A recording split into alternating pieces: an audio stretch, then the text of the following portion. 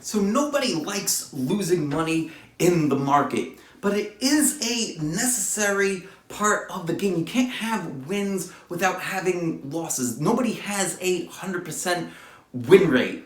So part of it is understanding your system inside and out, knowing what's normal and abnormal. I already did a video on that. Go back and watch it. It's somewhere on the YouTube channel.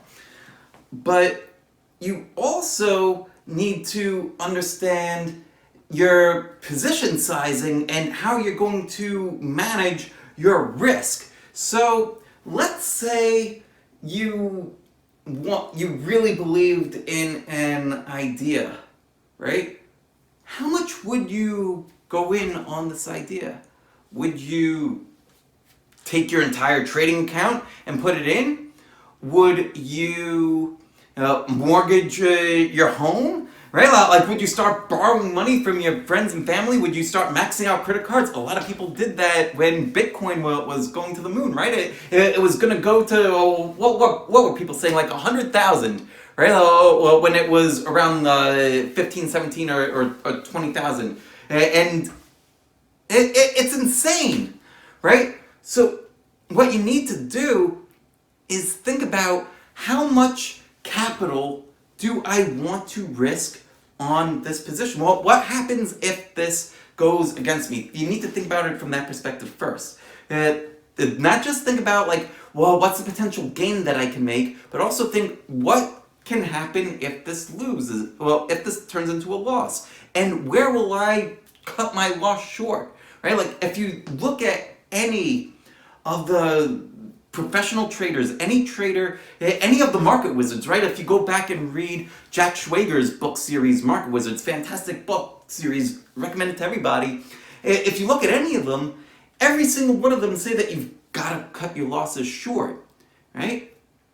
Now, even when you look at Warren Buffett, the first rule of trading, don't lose money, right? And he's not talking about like don't take any losses, but it means that you have to cap your losses. So on every single trade that you take, whether you're longer term like Warren or you are a day trader, you've got to cap your losses. So well, when you enter the trade, you first figure out how you're going to enter, where you're going to enter, where you're going to sell if it turns into a loser, and then figure out, well, what's your profit target? That's what's going to tell you, is this a trade that you should be taking or not taking? And then from there, once you have those three factors, then you could reverse engineer how much you can buy, and also take into account what percentage of my trading capital do I want to risk on this, right? Typically, most professional traders are only risking 1% of their trading capital. You don't need to risk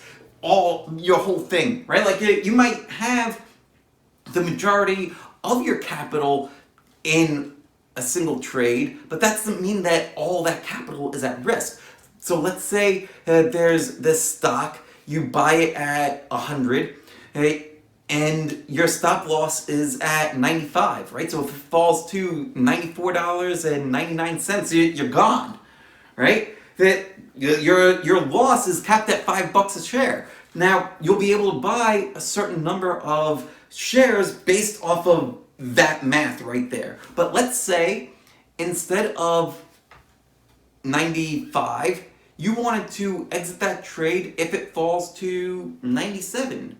For whatever reason, right? Like, there should be some kind of a technical sell reason or some kind of a reason why you would want to exit at 97 instead of 95. You're not just picking this out of a hat, but hey, for whatever reason, your analysis says 97 is the level. Great. Now you're only risking $3 a share. So you could buy a lot more while still risking just 1% of your trading capital. Now, this is how the professionals do this. This is how I've been doing this for years. You figure out where you're going to enter, what your stop loss is going to be, what your profit target is, and then back into the number of shares that you can buy based off of the amount of capital that you want to risk.